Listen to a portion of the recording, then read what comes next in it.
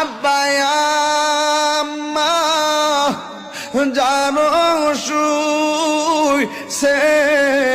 মামুদ কবরে মাফ করে